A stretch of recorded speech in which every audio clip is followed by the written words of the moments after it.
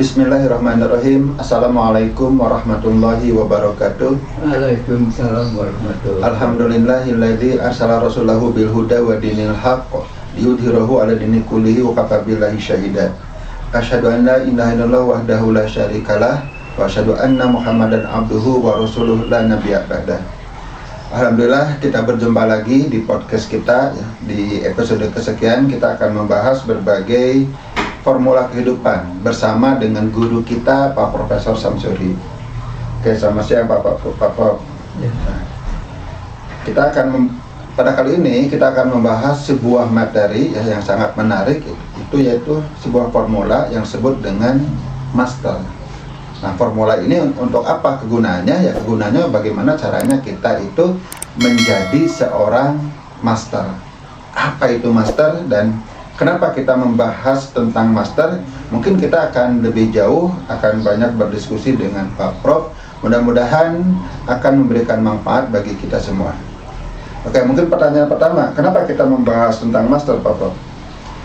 Baiklah para pemirsa sekalian, Assalamualaikum warahmatullahi wabarakatuh. Waalaikumsalam warahmatullahi wabarakatuh. Jadi pada hari ini Pak Rahmat dan juga para pemirsa sekalian, Bapak akan membahas kiat menjadi seorang master. Ini kita kaitkan aja dengan tahun politik sekarang ini ya. Jadi kita sekarang akan memilih pemimpin tertinggi, juga pemimpin rakyat tingkat nasional dan juga tingkat daerah ya. Barangkali ini bisa menjadi salah satu pegangan ya, di mana kita memilih seorang master. Jadi yang dimaksud master di sini, maksud Bapak itu seorang pemimpin lah. Seorang yang punya peran menentukan ya, dan mengendalikan serta membimbing orang banyak. Itulah yang dimaksud dengan master. Dan kesempatan ini Bapak akan menyampaikan poin-poin menjadi seorang master, yaitu berdasarkan formula master itu sendiri ya, yang terdiri dari 6 huruf ya. Jadi huruf yang pertama itu M. Seorang master yang baik itu harus mental negarawan. Seorang negara itu berpikir holistik, luas, untuk kepentingan orang banyak, bukan untuk kepentingan sendiri, lebih-lebih hanya untuk kepentingan golongannya sendiri. Itu seorang master, Pak. Harus seorang negarawan. Yang kedua, seorang master itu seorang yang amanah, Pak, yang terpercaya. Ya. Jadi orang yang dapat dipercaya, ya, karena memang rekam jejaknya demikian, ya, tidak ujug-ujug, ya. Jadi kepercayaan itu bukan hasil waktu yang singkat, Pak, tapi melalui suatu proses yang relatif jangka panjang. Dan yang ketiga, S-nya itu adalah satu kata dengan perbuatan. Jadi seorang master sejati itu apa yang dikatakannya itu yang dilakukannya. Jadi jangan sampai tojaya apa yang dikatakan, apa yang dijanjikan, dan apa yang dilakukan. Itu bukan seorang master. Dan yang keempat, T-nya itu seorang master itu tegas, Pak. Tegas pendirian, teguh, taat ajas, ya. Tidak mudah pindah-pindah ya pemikiran, ya, pindah-pindah ya ide dan sebagainya lah. Itu teguh, ya, berpegang teguh kepada ide yang akan diperjuangkannya. Kemudian E-nya, emonya itu emosinya stabil, terkendali, tidak emosional, ya. Orang emosional itu tidak pantas sebagai seorang master, ya. Jadi dirinya itu betul-betul terkendali, ya, matang, ya. Makanya tadi katakan satu kata dengan perbuatan, teguh dan tangguh atas pendiriannya. Dan yang genap, seorang master itu responsibel, bertanggung jawab. Tidak pernah menyerahkan tanggung jawab itu pada orang lain, tapi pada dirinya itu sendiri. Itu barangkali ya 6 sifat seorang master yang sejati. Oke, ya, luar biasa kita. Nah, mungkin pertanyaan saya ini bukan hanya di tahun politik ya Pak. Ya, ini tentu mudah-mudahan bisa memberikan masukan kepada para pemimpin dan calon wakil rakyat. Ya. Karena yang dipilih itu ya pemimpin dan wakil rakyat tentunya. Kalau wali kota, gubernur, presiden itu adalah pemimpin, DPRD itu adalah wakil rakyat. Dan mereka itu baiknya ya memiliki karakter seorang master. Ya. Nah, setuju nggak Pak kalau menurut saya yang menjadi seorang master itu ya bukan hanya para pemimpin, ya termasuk diri kita semua, apalagi bagi para pengusaha dan juga para pemimpin di perusahaan. Iya. Apakah itu termasuk, Pak? Jadi setiap orang itu sebenarnya pemimpin, Pak Rahmat, juga para pemirsa, hanya levelnya berbeda-beda. Pak. Seorang suami pemimpin keluarga, seorang istri juga seorang pemimpin ya, dalam tugasnya untuk membimbing anak-anaknya. Oke, yang pertama, mental negarawan. Bisa diperjelas, Pak, dan memberikan contoh-contohnya. Iya. Jadi seorang negarawan itu apa yang dipimpinnya itu ya, itu adalah kepentingan orang banyak ya. Tidak hanya kepentingan golongan sendiri. Lebih-lebih tidak kepentingan ya katakan keluarganya sendiri ya. Membangun dinasti itu, Pak. Nah, tidak boleh ya.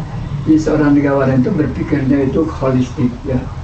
Jadi memperhatikan ya sebanyak mungkin orang-orang yang ada di lingkungan. Nah, kalau di Indonesia barangkali ya, seorang pemimpin itu harus memperhatikan orang terbanyak ya. Terbanyak orang terbanyak itu orang yang pendapatannya itu ya kecil, menengah gitu ya.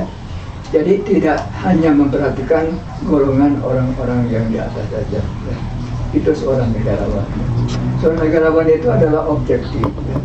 Berpikirnya luas, berpikirnya holistik ya. Tidak hanya berpikir dari satu sisi, tapi juga bisa melihatnya di berbagai sisi. Apa termasuk ya holistik itu bukan hanya melihat material saja, tetapi termasuk aspek spiritual, Pak. Betul, betul ya. Jadi seorang negarawan itu yang memperhatikan rakyatnya itu secara spiritual itu yaitu ada yang beragama, ada mungkin percaya kepada kepercayaan ya. Itu juga ya tetap harus diperhatikan ya. Sebab yang namanya keyakinan itu memang ada dalam dirinya masing-masing, tidak bisa dipaksa, Pak ya. Maksud saya apakah tugas seorang negarawan, Pak, membina bukan hanya mengembangkan iptek, Ya. tapi juga mengembangkan iman. Iya. Nah, yang namanya aja negarawan ya. Ya seorang yang sampaikan kepentingan negara ya. Dan isi negara ya. Isi negara itu adalah rakyatnya. Yang rakyatnya itu berbagai golongan ya. Lebih-lebih di Indonesia. Negara kita itu terdiri dari kurang lebih 17.000 pulau, Pak. Ya. Ribuan etnis ya. Ribuan bahasa. Tentu juga ribuan budaya ya. Nah, tentu saja seorang pemimpin itu harus bisa memperhatikan semua warga negaranya meskipun berbeda-beda. Makanya kita punya motto Bhinneka Tunggal Ika ya. Kita berbeda-beda tapi kita satu. Oke, jadi harus memiliki mental negarawan. Oke, kita masuk ke bagian yang kedua, Pak, tentang amanah. Ya. Artinya bisa dipercaya. Ya. Nah, bagaimana caranya supaya seorang pemimpin itu memiliki ya sifat atau karakter amanah ini, Pak? Ya. Nah, sekarang ini amanah itu sangat mudah ya diperhatikan oleh seluruh rakyat. Ya. Sebab sekarang yang namanya pemimpin itu diujinya itu bukan di lapangan ya, di mana dia berpidato, dia menggebu-gebu ya, didengarkan oleh kelompoknya sendiri ya, bersorak dan sebagainya. Sekarang banyak yang diujinya itu di kampus-kampus ya, di tempat-tempat tertentu ya, di mana setiap orang bisa bertanya tentang rencana kerjanya ya, tentang idenya dan sebagainya. Pasti mereka itu akan berjanji bahwa apabila saya dipilih sebagai seorang presiden, wakil presiden, seorang anggota DPR ya, saya akan melaksanakan ini. Itu akan diperhatikan oleh rakyatnya. Kan yang memperhatikannya sangat banyak ya, yakin dia itu juga akan sangat terikat ya dengan apa yang dijanjikannya. Mudah-mudahan demokrasi kita ini sekarang itu saya kira makin baik, makin terbuka ya. Mudah-mudahan Indonesia juga makin lama makin maju. Apa yang dimaksud dengan amanah itu berkaitan dengan kejujuran dan kapabilitas. Betul. Ya jujur, jadi kapabel ya. Jadi orang-orang jujur itu pasti kapabel ya. Sebab tidak cukup dengan jujur saja ya, tapi dia juga bisa melaksanakan kejujurannya. Ada misalnya berjanji akan mensejahterakan rakyatnya. Nah, ditunjukkan ya, program-programnya itu betul-betul mengarah pada peningkatan kesejahteraan rakyat, atau program itu sebenarnya bertentangan dengan apa yang diharapkan oleh rakyat banyak. Oke. Oke, Pak, kita bahas tentang poin yang ketiga, tentang satu kata dengan perbuatan. Mungkin kalau dalam segi istilah ini disebut integritas, memiliki integritas. Ya.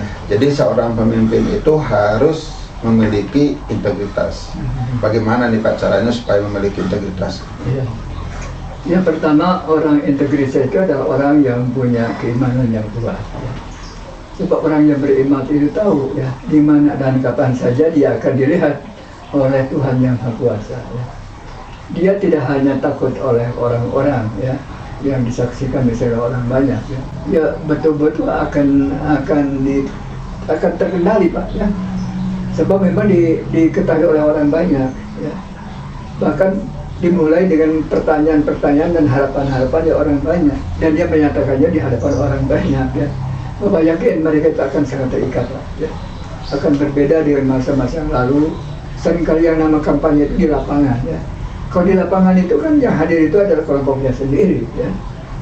Jadi kelompok yang bukan kelompoknya tidak akan datang ke sana ya.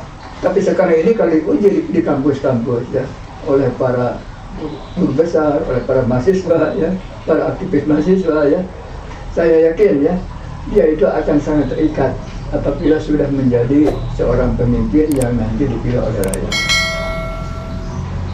Oke. Kita bahas tentang ini Pak, lanjutkan tentang tegas, teguh, dan tangguh. Ya. Apa yang dimaksud dengan tegas? Ya. Jadi seringkali pemimpin itu bertindaknya itu ragu-ragu ya. Nah, Bapak terkesan dengan Ibu Susi dulu ya, waktu jadi Menteri Kelautan ya. Beliau itu mengatakan ya, bahwa apabila ada kapal asing yang mencurikan, ditenggelamkan kapalnya ya. Pernah ditanya oleh wartawan, apa Ibu tidak takut katanya bisa melaksanakan tindakan begitu keras? Apa yang dikatakannya? Kan saya sedang melaksanakan undang-undang katanya. Undang-undang mengatakan bahwa kalau orang asing ya mencuri ikan di tempat kita, kapalnya itu ya tenggelamkan ya. Nah, kalau misalnya undang-undangnya diganti, saya juga tidak akan melakukannya ya. Ini kan konsekuensi saya waktu dilantik katanya, bahwa saya akan melaksanakan undang-undang yang ada di Indonesia, yaitu undang-undang yang legal. Itu legal katanya ya. Nah, jadi memang seorang pemimpin harus tegas Pak ya. Jadi jangan ragu-ragu. Bapak lihat banyak pemimpin kita itu tidak tegas ya, dan tindaknya itu ragu-ragu. Lebih-lebih kalau kepemimpinannya itu dikendalikan oleh kelompoknya sendiri ya. Tumbuh ke atas, tajam ke bawah ya. Nah, pasti seorang pemimpin yang baik di level apapun juga tidak boleh demikian ya. Kalau yang salah di pihak mana saja ya harus ditindak ya. Kalau yang betul ya tentu saja harus dihukum ya. Nah, jadi kita mengharapkan pemimpin yang diharapkan pada masa akan datang ini ya adalah yang memiliki kualitas seperti ini. Yang persingkat dan satu kata master ya. Kalau dilihat contoh Ibu Susi tadi, alasan Bu Susi kenapa mau tenggelamkan, karena patokannya adalah undang-undang. Katanya hukum. Ya. Yang jadi masalah adalah bagaimana kalau hukumnya sendiri diubah Pak demi kepentingan seseorang. Ya kalau sepanjang hukum itu belum dirubah ya tidak bisa tidak kita laksanakan ya. Tapi kalau dirubahnya sendiri ya itu kan ilegal ya, itu tidak boleh ya. Kita seorang pemimpin, lebih-lebih kalau seorang hakim ya, baik hakim tingkat bawah menengah sampai tingkat atas ya, misalnya MK ya, tidak boleh demikian. Mereka yang paling tinggi jabatannya tentu harus paling taat kepada undang-undang atau hukum yang telah dibuat ya. Hukum itu dibuat itu oleh wakil-wakil rakyat ya. Kemudian disetujui oleh pemerintah yang sah ya. Oleh kedua setiap orang itu pasti harus taat ya. Meskipun sekarang ini ya banyak undang-undang yang kurang disepakati oleh rakyat banyak ya. Nah itu salah satu masalah ya. Mudah-mudahan ke depan tidak demikian. Oke, kalau teguh gimana tuh Pak? Pemimpin yang teguh itu seperti apa? Ya teguh tadi taat azas Pak. Taat kepada undang-undang ya. Tidak taat kepada kemauan sendiri, tidak taat kepada instruksi dari katakan partai yang mendukungnya ya. Itu tetap itu berpegang teguh pada undang-undang. Kalau dia sudah menjadi seorang seorang presiden misalnya, ya taat teguh itu pada undang-undang yang legal yang sedang ada pada saat itu. Ya kecuali kalau undang-undangnya sudah diganti ya tentu saja dia juga harus taat pada undang-undang yang telah diganti tadi. Apa bedanya tegas dengan teguh Pak? Jadi teguh itu berarti berpegang ya. kepada ketentuan yang sudah digariskan. Tegas itu dalam tindakan, Pak. Jadi kalau yang salah ya hukum ya, yang memang tidak salah ya dia berikan imbalan ya.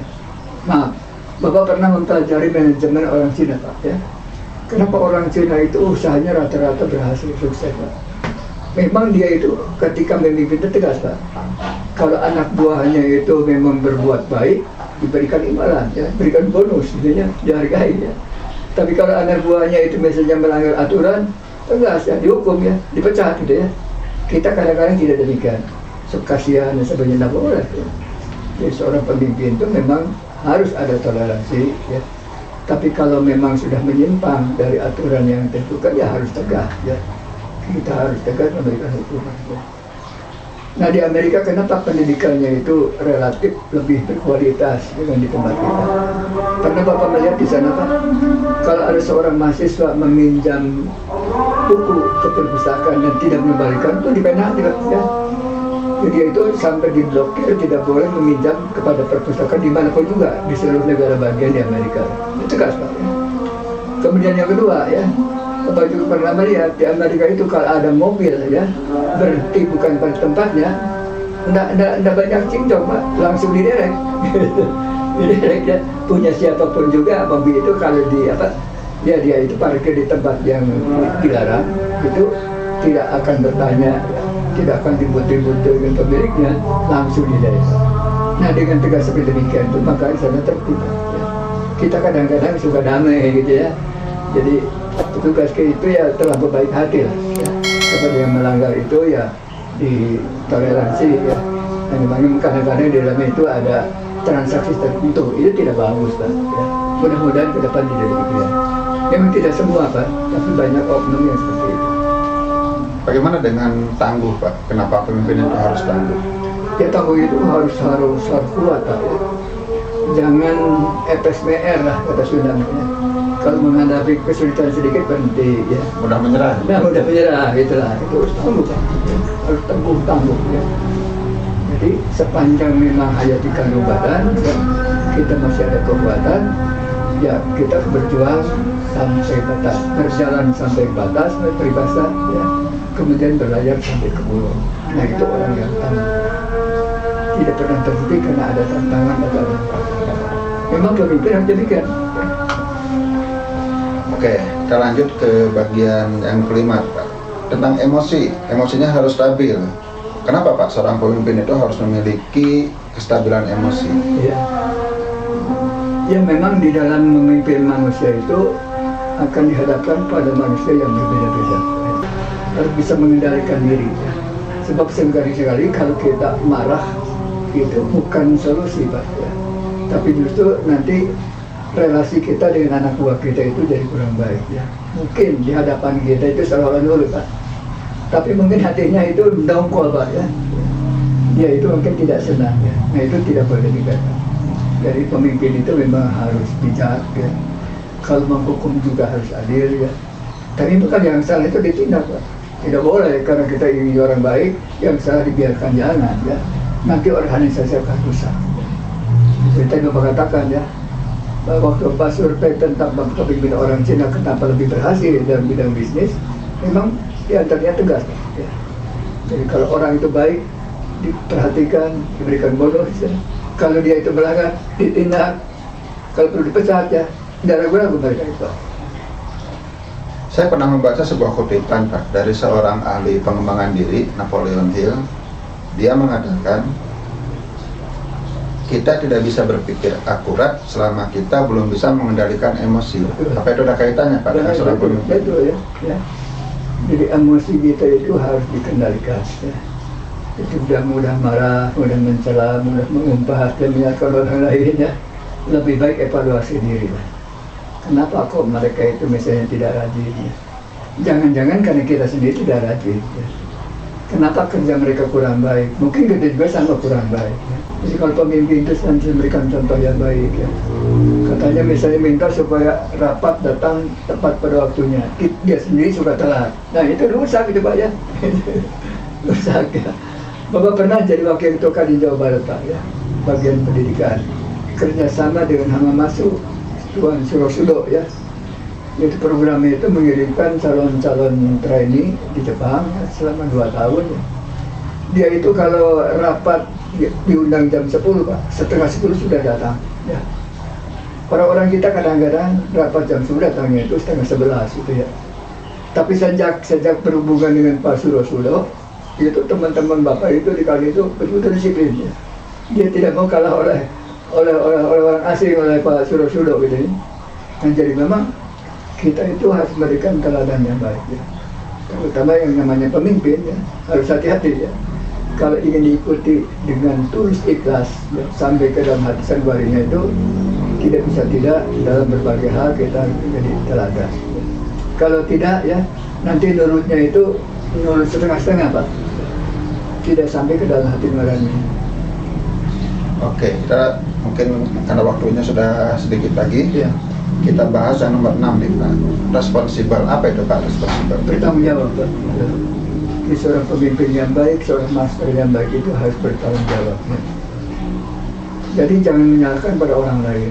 Kalau ada kegagalan ya, jangan menyalahkan pembantunya ya, jangan menyalahkan asistennya ya, tapi lebih evaluasi diri.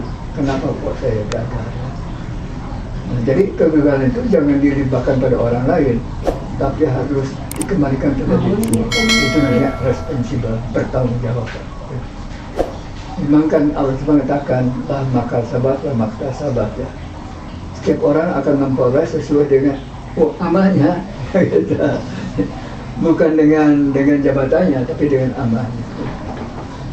Apa level manapun juga, apakah level pemimpin tingkat rendah sampai pemimpin tingkat tertinggi ya. Sebab saya juga katakan setiap orang itu adalah pemimpin ya, dan harus bertanggung jawab atas kepemimpinan. Oke, luar biasa ya. Kita sudah punya lagi satu formula kehidupan yang disebut dengan master. Meskipun ini ditujukan bagi seorang pemimpin, tapi kata Pak Profesor, kita semua pemimpin.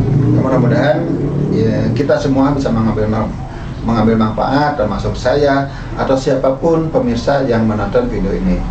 Oke, sebagai penutup mungkin Pak Prof bisa memberikan sebuah kesimpulan dan kata-kata penutup Pak. Baiklah para pemirsa sekalian ya. Jadi pada podcast ini Bapak akan menyampaikan satu formula kehidupan yang namanya master, yaitu bagaimana menjadi seorang master ya. Master itu adalah seorang pemimpin yang bertanggung jawab ya.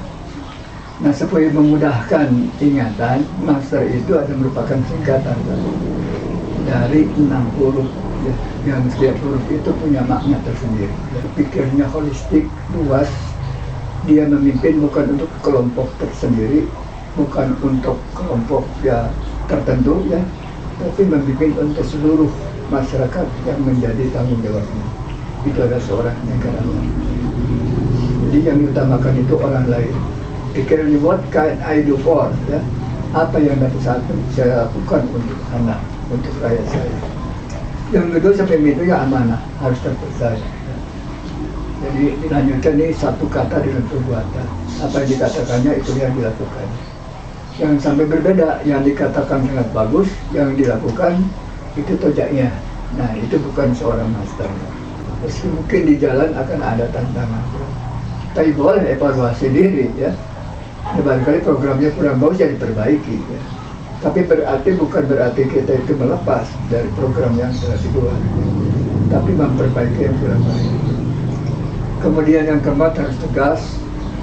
Yang kelima emosinya itu harus stabil ya. Tidak boleh mudah marah, mudah mencela ya. Mudah mengumpat ya. Jadi seorang pemimpin yang baik itu lebih baik memberikan nasihat dengan kata-kata yang bijak dibandingkan dengan marah-marah. Seorang yang dimarahi itu pasti tidak akan menerima Pak. Suatu saat apabila ada kesempatan itu akan membalas ya. Nah, itu jangan sampai dilakukan seperti itu. Dan yang keenam, ini paling penting, seorang pemimpin yang baik atau master harus responsibel, harus bertanggung jawab. Kalau gagal jangan dilimpahkan pada orang lain. Lebih baik evaluasi diri. Kenapa gagal? Ya mungkin saya salah dalam ini dan bidang ini. Insya Allah apabila kita mau memperbaiki diri, apa yang salah tadi bisa diperbaiki menjadi lebih baik. Itu aja barangkali Pak. Termasuk yang nomor 6, tanggung jawab itu siap mempertanggungjawabkan di akhirat nanti. Betul, ya, betul. Oke, luar biasa. Terima kasih Pak Profesor yang sudah memberikan wejangan kepada kita tentang formula kehidupan yang disebut dengan master. Oke, kita tutup saja acara podcast pada kali ini. Mudah-mudahan memberikan manfaat bagi kita semua, termasuk bagi saya sendiri dan bagi semua pemirsa yang menonton podcast kali ini. Nah, supaya pesan ini bisa tersampaikan kepada para calon atau pemimpin yang sudah terpilih, mungkin pemirsa bisa membantu untuk men-share video ini. Oke, kita tutup saja. Mohon maaf jika ada kesalahan dan kekurangan dari kami berdua.